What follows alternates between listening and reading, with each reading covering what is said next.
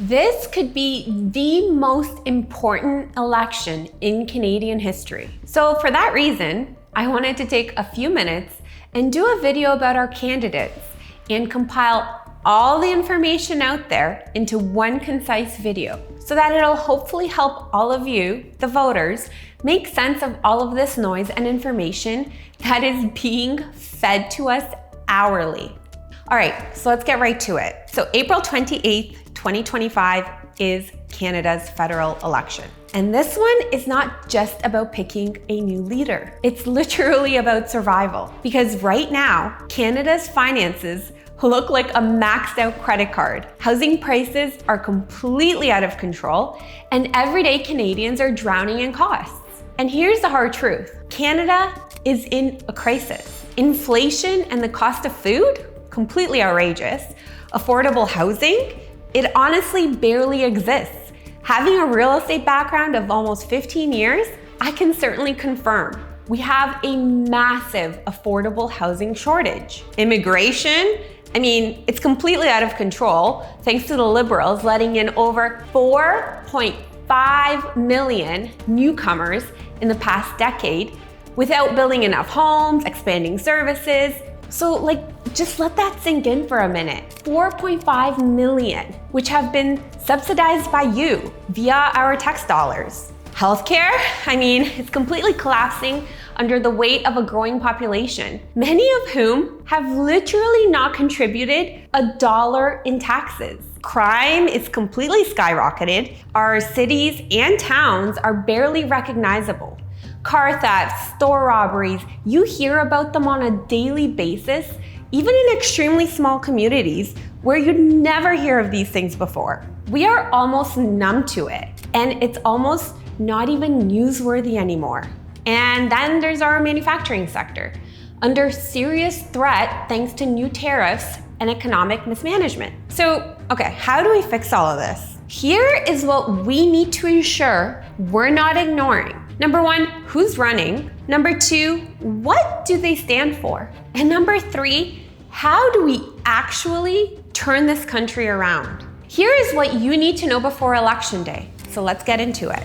To the back and forth over tariffs, Canada had the new leader to succeed Justin Trudeau, who's stepping down after nearly a decade as prime minister. Question that Donald Trump's shadow was hanging over Canada's election, and no question that Canada's new leader is ready to take him on. Liberal Party leader Mark Carney, a successful banker and investor, chosen as Canada's new prime minister, succeeding Justin Trudeau, and quickly and defiantly. I know that these are dark days.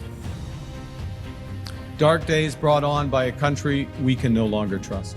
Even in the very last days of this government, we will not let Canadians down today and long into the future.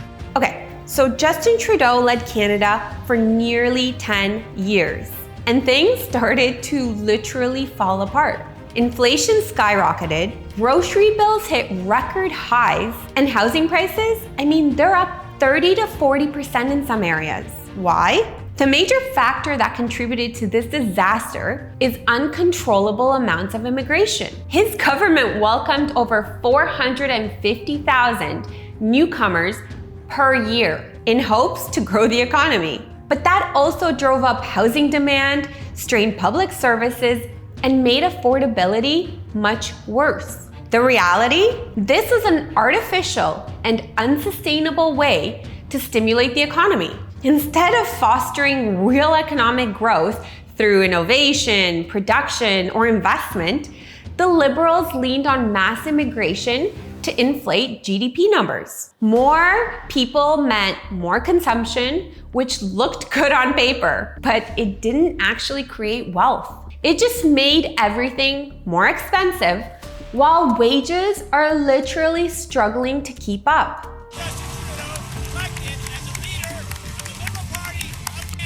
I get to launch my bid to be Prime Minister of Canada right here in my second home of BC. We're back.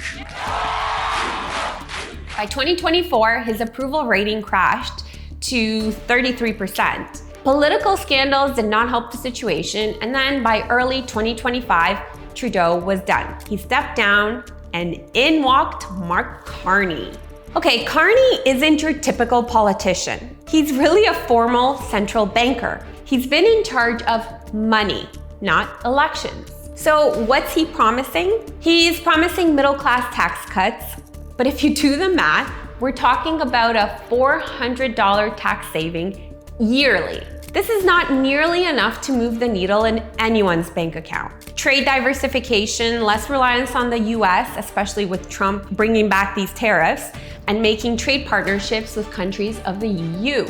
He's also promising defending Canada's economy by taking a firm stance against American trade threats. Some of this all sounds solid, right? But here's the problem. Canada is running a nearly $74 billion deficit. Can these cuts really fix that?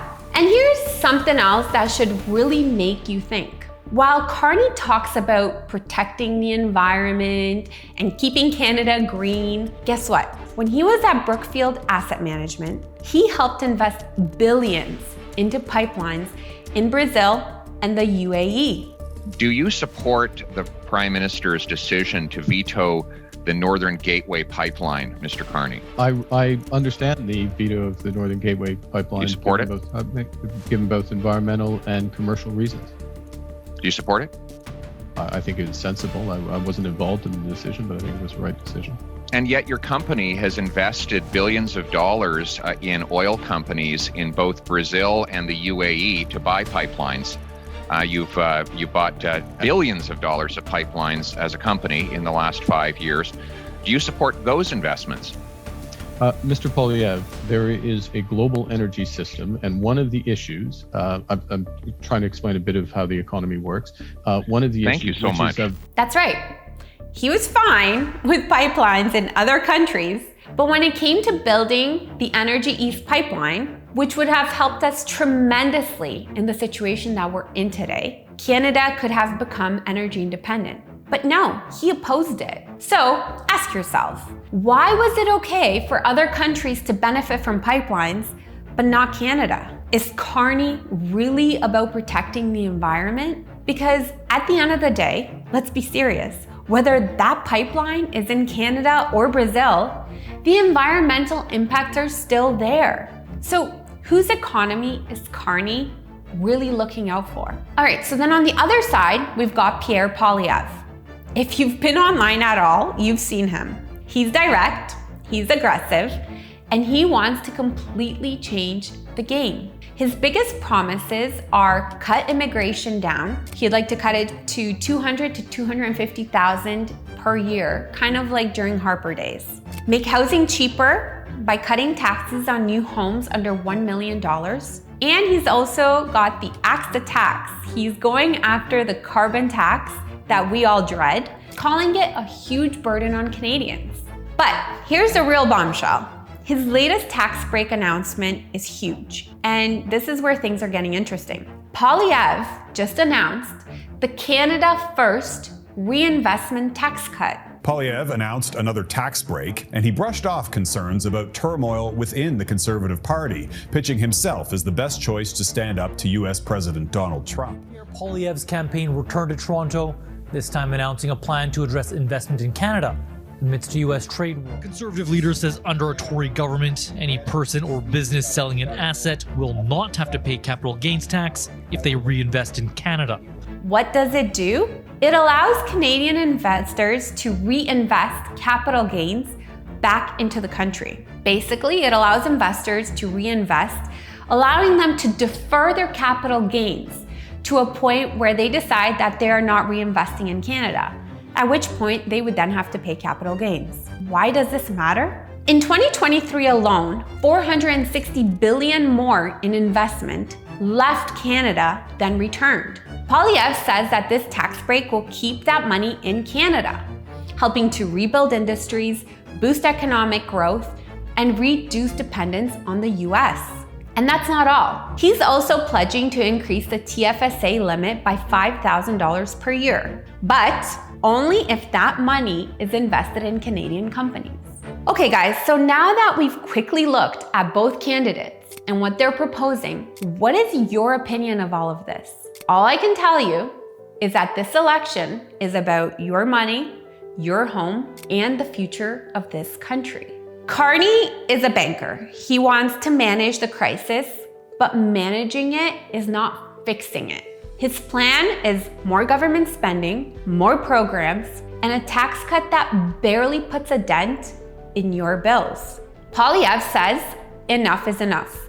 He wants to cut waste, lower taxes, and put Canadians first. At the end of the day, simply ask yourself, do you want more of the same, or do you want change? I'd love to hear from you and what you think about the current situation. Lastly, don't forget, April 28th, get out and vote, because without voting, you have no voice. And then you also can't complain that you're not happy with the outcome. Because if you don't put in an ounce of effort to vote, you don't have an ounce of right to complain either. So that's all for today, folks. If you found this video insightful, hit that like button, subscribe for more, and turn on notifications so you don't miss any future videos. Thank you so much for watching.